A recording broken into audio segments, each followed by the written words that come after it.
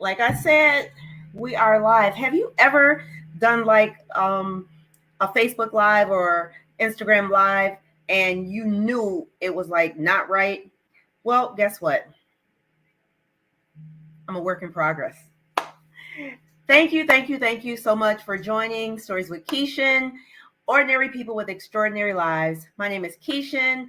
I am your human resource. I help people see the possibilities in what they think is impossible. I am disrupting HR, disrupting leadership, and disrupting you as I bring guests to share their stories. And you are in for a treat. I've been talking about this young lady, and Jennifer and I met, oh gosh, maybe 2 years ago, maybe a little bit over 2 years ago. And I was at the point where I was looking for women to connect to who had amazing stories to share. And as she shared her story, what really drew me in is her story about overcoming the challenges of a single mom. She was divorced. And so just how she had risen to a place where she is now as one of the most 50 influential women in West Michigan. She is a TV personality. She is the Associate State Director of AARP Michigan. And this girl is on fire because her name is Jennifer Feuerstein. Feuerstein. Steinstein. You know what? Let's just keep the fire part. So, without further ado, I am going to bring to the broadcast Jennifer so that she can share with you her story of how she went from rags to riches, from the pit to her palace. So let's just welcome her. And if you're not watching this live and you're doing the replay, just hashtag replay, or you can also check us out on YouTube. Jennifer, thank you. Thank you. Hi, Kishen. How are you this evening? I am great. Thank you. We have been trying to make this happen for a little bit now. It's been, you were talking about like a work in progress, and that's exactly what this was, trying to even get this to go live, work in progress. And that's why I remember the old movies, the old TV shows where they would go live and you would hear the audience in the background or clapping, or they would record it live. And I'm like, I don't know if I'm going to continue with this live thing because there's so many challenges, but we persevered. Right, exactly. Yeah. Well, and I'm thrilled to be here. And you were at the beginning trying to figure out my name. Hot beer. So Feuerstein, hot beer. See, easy way to remember it. And I tell people how to remember my name is Key and your Shin, Kishen. And people are like, oh, so hot beer for Jennifer and Key and your Shin for me. Right. So you have a pretty amazing story. And I did preface it by stating that when you and I first met, it was some event that was going on. I can't remember exactly what it was, but it was a virtual. It was a Wood TV 8 event, and it was a virtual event because at the time it was during the pandemic, and they had different community leaders on sharing their stories. And you were on, and you listened to my story, and you followed up and said, I want to get to know this person. And I'm so delighted that you did that because you're just such a lovely person, Kishen. Virtual hearts. Well, I appreciate that. And I think the same of you. And so I do want to jump right in and talk a little bit about your story.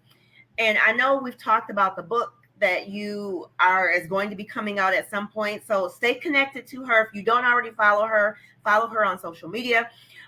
Look at all the different ways to follow her, all of the different platforms, because you will want to stay connected.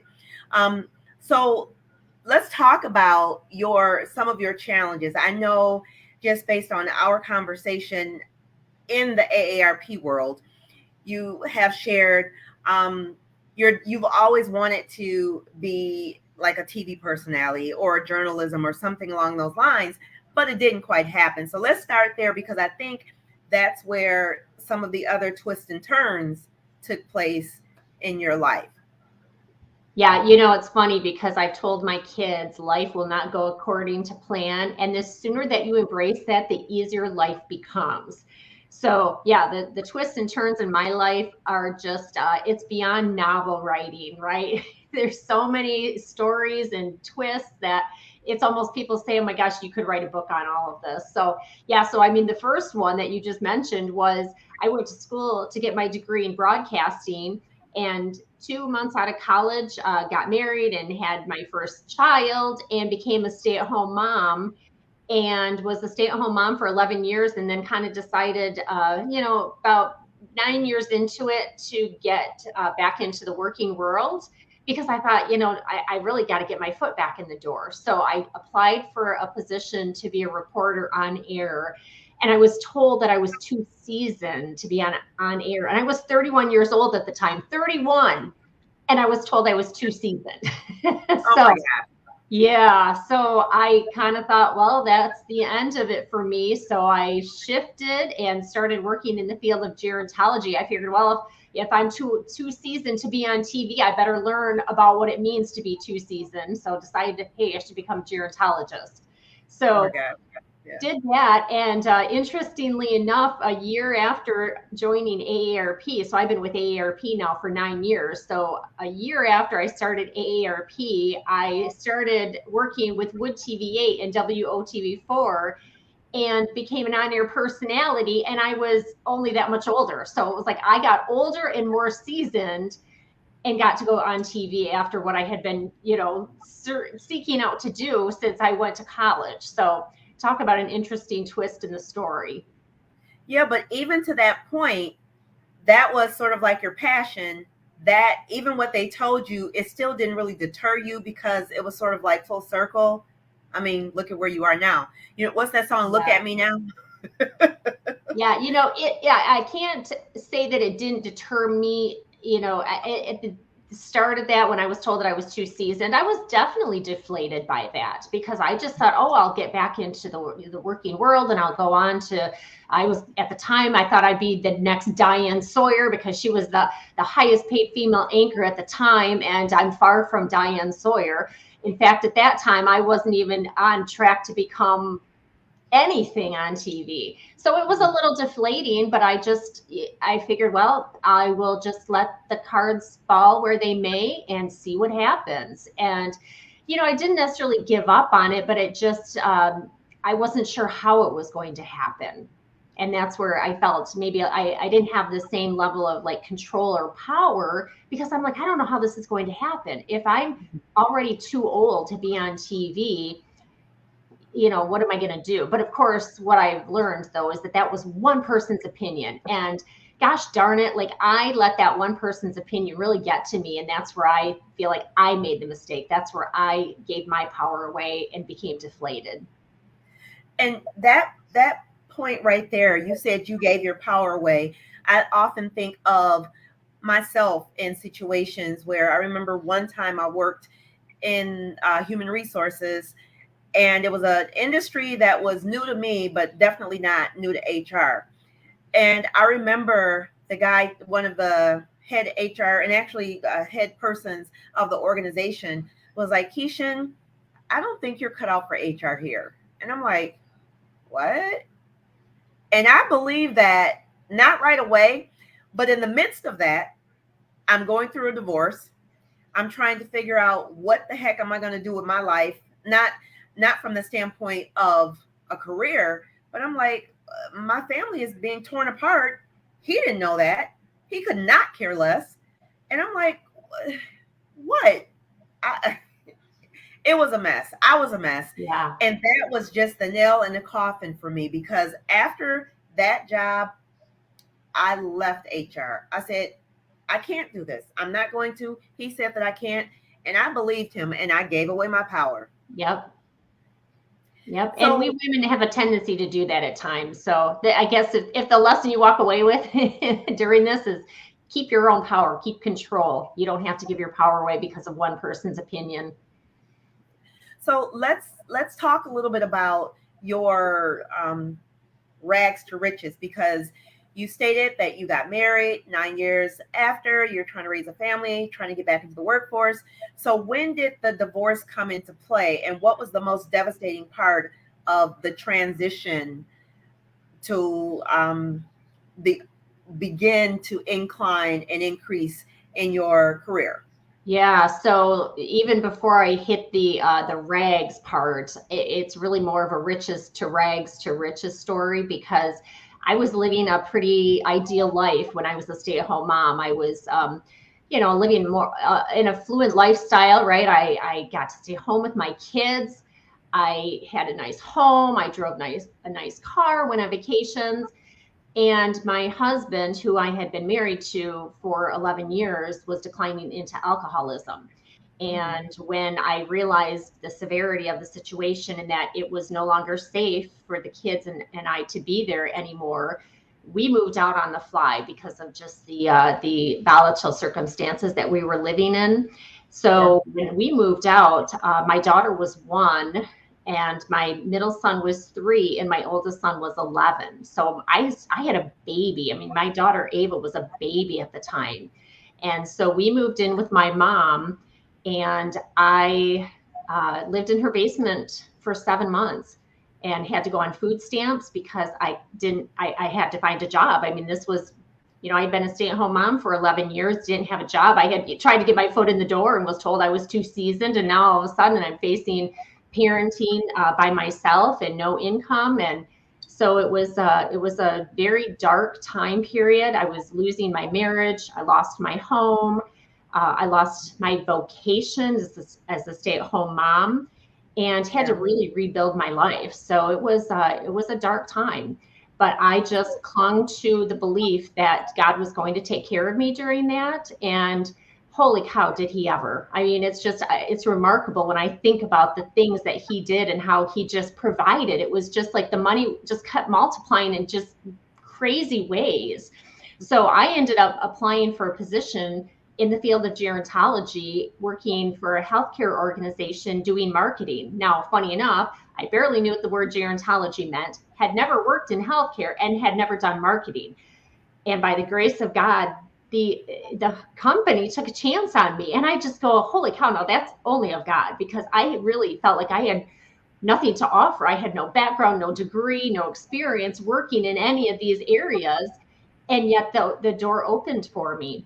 So when I got that job, I poured myself into it and learned everything I possibly could. And I went back to school for a certificate in aging. I started getting involved in advisory councils and different groups and networking to meet people and really understand the industry. So from that point to 6 years later, I was hired in as associate state director for AARP. And I worked my tail off. I climbed the career ladder carrying my children on my back, as I call it, because I had gotten full legal and physical custody of my children. So I raised my 3 kids all on my own as a solo parent because of the severity of my ex-husband's alcoholism. It was all on me. And so I really climbed that career ladder carrying my kids on my back. But they were my motivation because I could not fail them. Every single day I woke up and I had to figure out how I was going to provide for them and show them strength and show them a better path, because I didn't want to stay in that place of poverty. It was devastating going from this affluent lifestyle to suddenly going into this new world of food stamps and having to get, resources from people. So I worked hard every single day to make sure that I pulled myself out of poverty to live a life of prosperity again, and to show my kids that, despite the hurdles in life, you can still pull yourself up and come to a better place. So let's talk about that, because sometimes people, and I'll just speak for myself, it was difficult for me to get in the frame of mind I remember my mom telling me, she was like, Kishen, I think you're depressed. I'm like, no, I'm not. But in hindsight, I think she was right, because it was like I could not move beyond where I was. I felt stuck. Mm-hmm. So you talk about the grace of God and how if it wasn't for him pulling you through or leading you, or however you look at it, what was that like because you didn't know for sure what was going to happen, but you kept moving forward. You pushed through. And what was that like? What was your motivator? Now, you mentioned your kids. Was Yeah. that what you say? That was it? It was, and I really clung to my faith during that time period. And I felt like there were little signs along the way. And even just, again, the doors opening for me to get that job that I really had no business getting because I didn't have any qualifications for it. But I just felt like, you know what, if I kept staying the course and praying and clinging to God, that He would guide me and lead me through it. And one of the probably the turning points for me was I was still feeling like I was a stay-at-home mom, right? Like I'm not supposed to be working. Like this doesn't feel right, and I'm supposed to be home with my kids. And I had to go to a meeting, and it was at a museum here in West Michigan in Grand Rapids, and it was there was a wall of windows that overlooked a children's garden, and all of these stay-at-home moms were pushing their kids in strollers, and the kids were playing and running around, and I was inside the building in a conference room in a meeting looking out the window. And I literally broke down and started crying in this meeting because I thought, I'm on the wrong side of the window. I'm supposed to be out there, not in here. And that was my turning point, where it was like, Jen, you are never going to be outside on that window again as a stay-at-home mom. So you better pull up your bootstraps and get to work and figure it out, because you're on this side of the window now. And I just remember that so clearly as being that defining moment of like, stop wallowing in what you once had and don't have now, because unfortunately that's not your life anymore. And I can either wallow in it and pity my situation and feel sorry for myself, or I can just accept it and use that as a motivator to say, hey, you know what, you've got this opportunity to make a better life for you and your kids. No, it's not what I wanted, but it's what I had to do. I like that. What you had to do. Because sometimes, and I can only speak for myself, I didn't have that wherewithal because I was so inward focused. And you right away said, my children were my motivator. Now, I poured into my children all the love that I could pour into them because I thought that's what they needed, when in actuality, that's what I was seeking. So you did it the right way. And that I just did it the only way I knew, but I'm over that now. And that's why when I heard you share your story, I'm like, who is this superwoman? How does she just do this?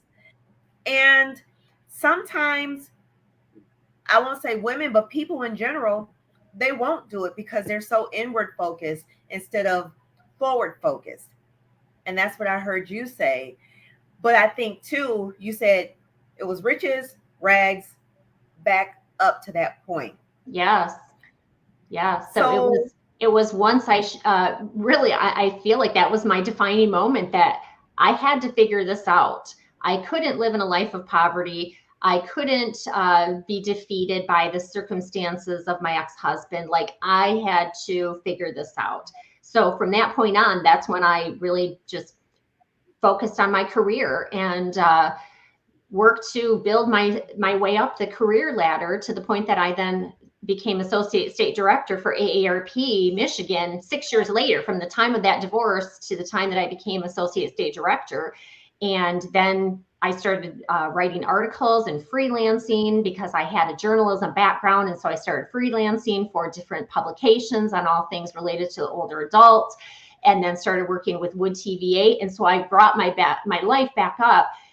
It's very different than what the initial Rich's story was, because at that time I was a very different woman. I think about that. I've been divorced now for 15 years, nearly 15 years. And I think that other woman is almost unrecognizable to me. And so my story of how I rebuilt my life is far different, but I back up on, this amazing ride.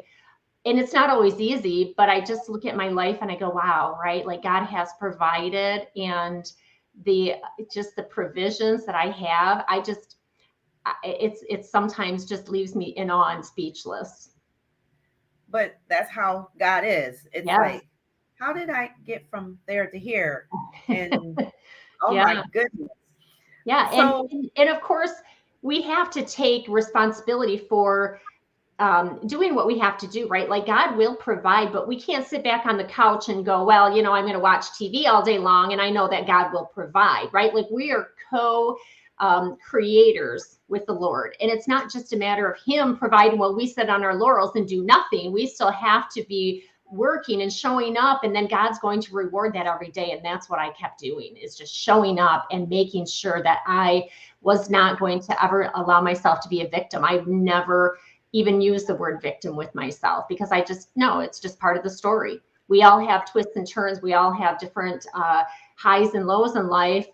And it's a matter of what we do with them. Instead of, lamenting and victimizing it, it's a matter of empowering ourselves to overcome it and build better life. and that right there was what I heard. I'm like, I love this. I love this. And then you talked about the grateful journal. You talked about these different journals. And one of the things that I've shared, even with my own children, when they're in a situation or it seems to be so heavy for them, I said, journal. Just write it down. Write down your thoughts, and then think about the positive in it.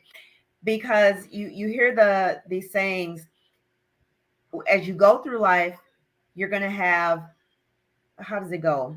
Less failures aren't failures, but lessons. So life Absolutely. will bring you lemons, which you can make lemonade. You have those lessons.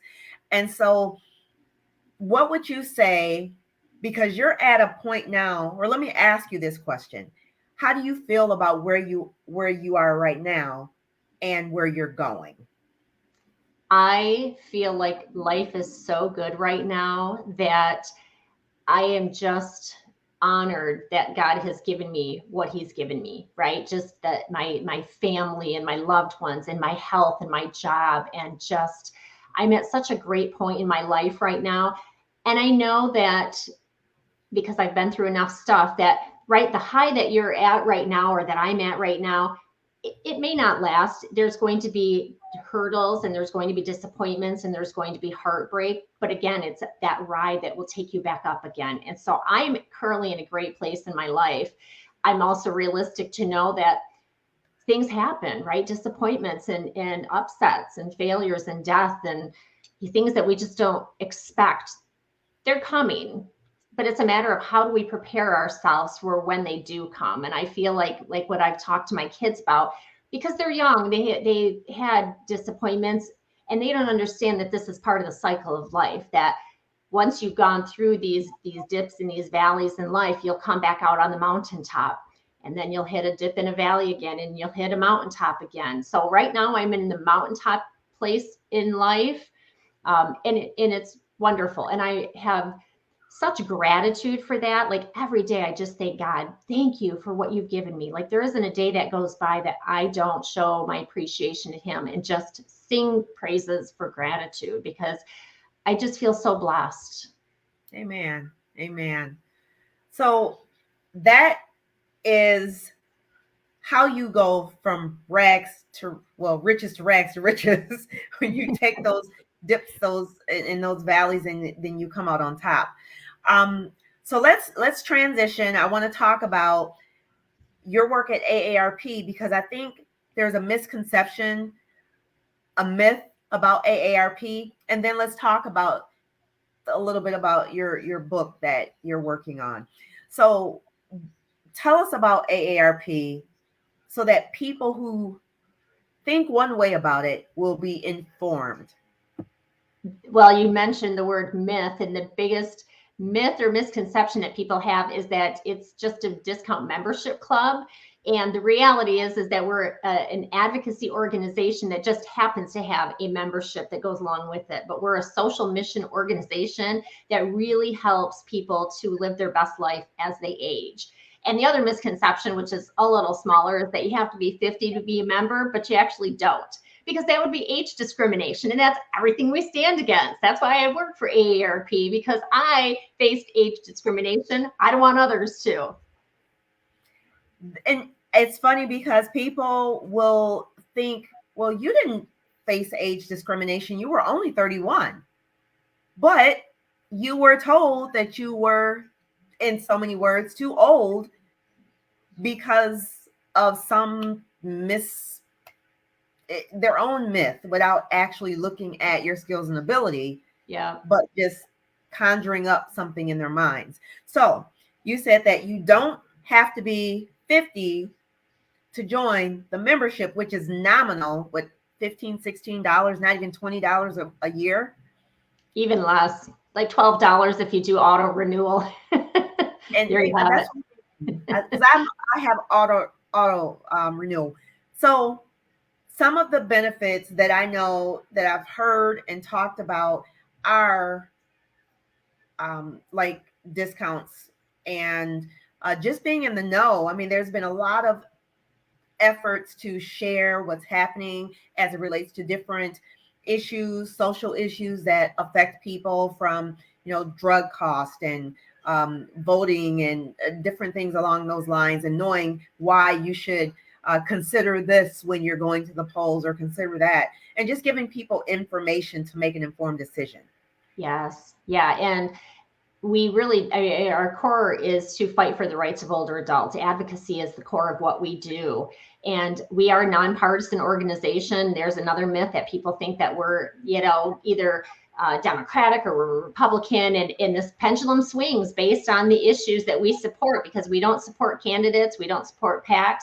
We support issues that affect older adults. And depending on who, is in the administration at the time, that pendulum can swing, because it's about the issues that affect older adults. And like you said, prescription drugs, that's one that we just we were fighting Congress to lower the cost of prescription drugs, and we got some fabulous wins on that, on lowering the cost of insulin and capping prescription drug costs, and allowing Medicare to negotiate drug prices, so things like that. And so for those people who are listening, maybe they're not listening right now, or they're tuning in, maybe it's the replay, or maybe they're on YouTube, how do people find out more about AARP Michigan in particular, but AARP in general? Yeah, so people can go to aarp.org. And if you want to go to the Michigan site, you'd go to aarp.org/MI, and then that's information all related to Michigan. Okay, so you heard it, aarp.org or aarp.org/MI for the state of Michigan abbreviation. Yes. So as we wrap up, let's talk about your book project, because it's coming, and just share a little bit why people would be interested in your book. I started writing the book 8 years ago, and I finished it about a year ago. And it's a novel, and it really focuses on the issues that women face as they get older. And so many of the books that exist out there are nonfiction books, like The Guide to Caregiving, or Caring for Your Loved One 101, or Social Security, Everything You Need to Know, whatever it is. They're very resource guides instead of like a good novel. And so what I did is I wrote a novel. I wrote a story of two women who are aging, and the story starts with them at the age of 10 years old, and they're watching their grandparents age, and all of the great things about aging, but then the hazards and sometimes the pitfalls that they experience as they're getting older, because there is no guide, right, to raising children. There is no guide to getting older. So there's a lot of gaffes that we make as we age, and there's a lot of just wonderful benefits to it as well. So the story takes the women through life, where eventually then they become midlife women themselves, facing menopause and hot flashes, empty nesting, caring for their loved ones, burying their loved ones. Mm-hmm. And then it ends with them at the age of 100. And I won't give away the end of the story. I was actually, funny enough, I took my oldest son, on vacation when he graduated from high school. And it was a long international flight. And we were flying home, and I was typing the ending of my book. And I had the ending before I even had the middle part of the book. And I was literally laughing and crying on the plane as I was writing this, because I'm like, I nailed it. I nailed the ending of the book. I didn't know necessarily how I was going to get there, but I had a great ending. So anyway, so the two women reached the age of 100, and it's just a very heartfelt, thought-provoking, witty story. I am very funny on paper, far funnier when I can write it out than when you ask me something, because I always have that joke like, 3 days later and I go, oh, I had the perfect comeback. Writing allows me to have that 3-day grace period to have the perfect comeback. So on paper, I'm very witty. And so I just had a joy in writing this book. A lot of the stories were from my own life and watching my parents and grandparents age. And so a lot of the vignettes, because the story is all composed of vignettes, are true. And so it was just a joy in writing this. Can't wait to get it published. So I'm working on that right now. And eventually it'll be hopefully at Barnes and Noble, and I'll be on, like, I don't know, the Reese Witherspoon book club or Oprah's book club. So speak it. Absolutely. I have my vision board, and I have my vision board that this is going to be made into a movie. And Julia Roberts plays one of the characters. So I was just thinking that. I'm like, this sounds like a movie. yeah, that's my next plan. So I want to get the book published and then take it to Netflix or I don't know, Hulu. Yeah, make it to either the big screen or streaming. Oh, I love it. What's the movie out now? 80 for Brady. 80 for Brady? Yeah, 80 for Brady. Yeah. Yeah. I mean, just think about that. And I think we talked about it in one of the meetings. Like, what are some things, or where do you see ageism being either perpetuated or examples of it ourselves? And I think I couldn't remember that movie, but that was one of the movies that I was thinking of. Yeah. So my book is called Not Your Shoe Size. And the theme of shoes, like I have a shoe obsession, maybe. And so the theme of shoes is interwoven throughout the entire story. And when you think of shoes too, like we go through those mountaintops of life. And I feel like we kind of go through that even with our shoes, right? Like different stages of life bring different types of shoes. And so that theme is kind of interwoven throughout the story as well. And the other thing too is, the story is dedicated to my lifelong best friend. So she and I had grown up together, and we went to college together, and we were roommates, and she was in my wedding, and we were planning her wedding, and she died unexpectedly at the age of 30.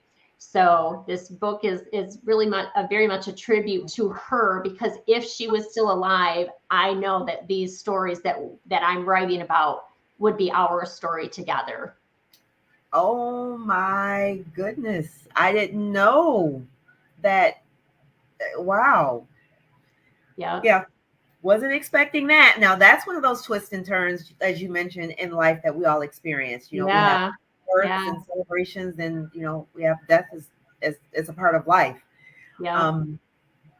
Wow.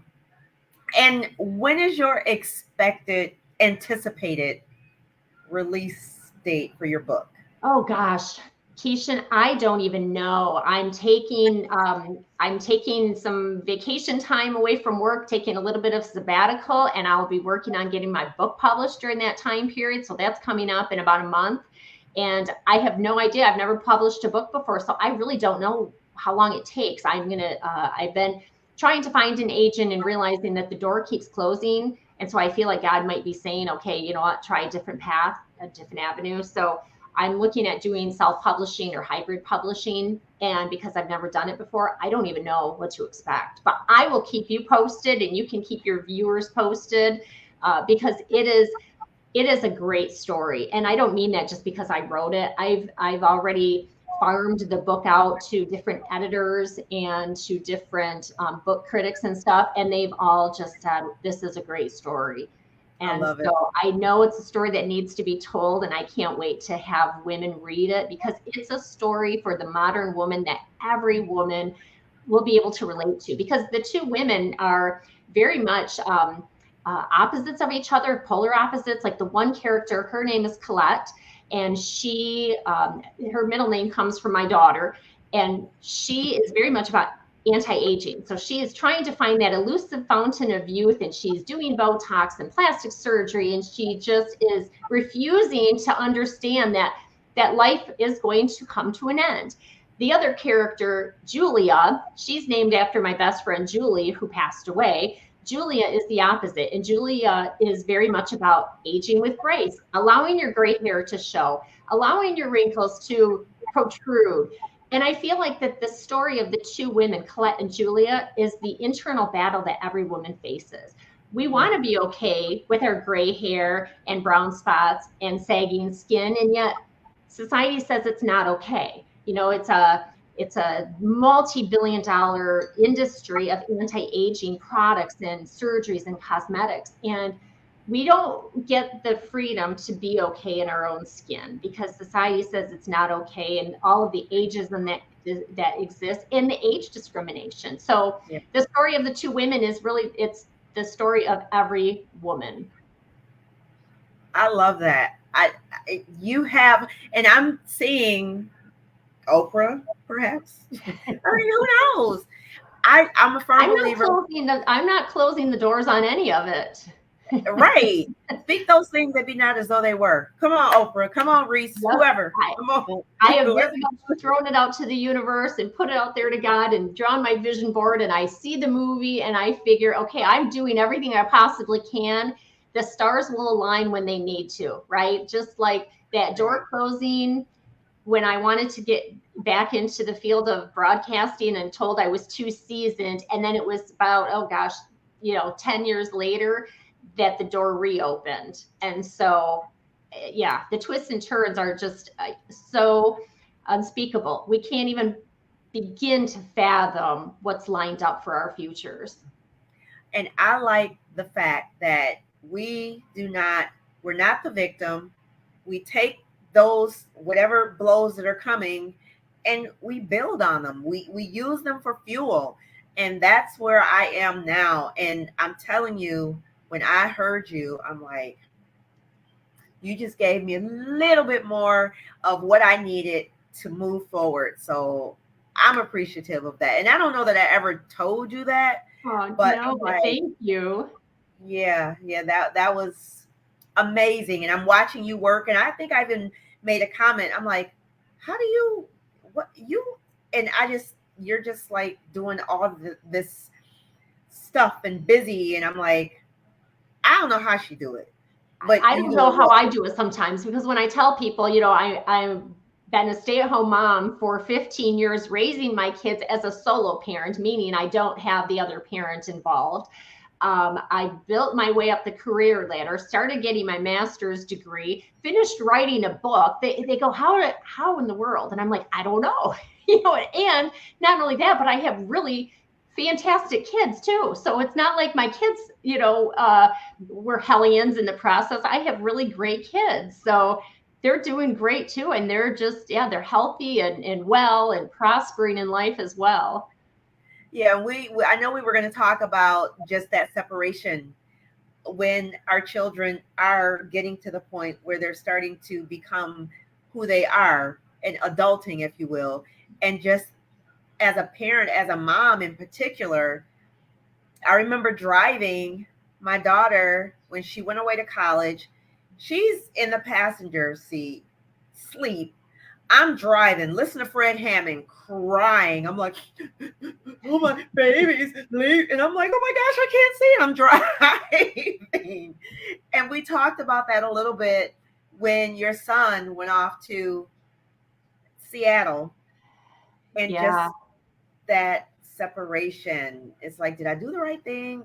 Am I going to be okay? You go back to that, I'm not going to be okay. But then you realize you've done such a great job raising your children. My son, I had that empty nesting first when he went away to college, like your experience, Kishen. I mean, it ripped my heart out. And he was only at Michigan State at the time. He was an hour away. To me, it was like he had moved to the other side of the world. Right. And I drove home and was just a hot mess. And I called up a girlfriend and was just sobbing. And I came home and I wrote my son a letter. And I just said, oh my gosh, if I had to do it all over again, I wouldn't make you eat asparagus. And you hated asparagus, but as a kid, I felt like that was so important to allow you to grow healthy bones. And I would never make you eat asparagus if I had to do it all over again. I was just a hot mess. Recovered from it. And he just moved to Seattle about a month ago and had to kind of separate myself yet again. And it was very difficult. Lots of tears as I saw him head off to Seattle. And now in this new world of social media and FaceTiming and everything, he's not even all that far away because I can see him every single day. So Right. yeah. And then my middle son is going off to college in the fall. So I will be separating some of those apron strings and cutting those ties in the fall when he goes off to school. And then my daughter, she's a sophomore in high school, and I'll be doing it with her in 2 years. So lots of big changes coming. But this is life. These are the ebbs and flows of life. Yeah, and I think the more we go through the challenges, and I don't say it doesn't become easier, but you're stronger with each step, with each situation, with each life event. Yeah, It just absolutely. makes you stronger. Yeah, I feel like I said, I don't even recognize that woman that was the stay-at-home mom because I have had to go through so much hardship in life that I have a backbone of steel. I am so strong. Like I've learned what I'm made of. And I didn't have that when I was a stay-at-home mom because at that point I hadn't gone through enough hard stuff in life to have to build up that spine of steel. Love it. So, if you could just leave with one or two Jennifer nuggets, what would they be? Who would you be speaking to, and what words of wisdom would you leave? As I started with, I think this encompasses everything. As I've said to my kids, life will not go according to plan. And the sooner that you embrace that, the easier life becomes. And just understand this too shall pass. Whether you're in a great stage of life, understand that this will pass and you will hit hard times. But know that when you do hit those hard times, that too will pass.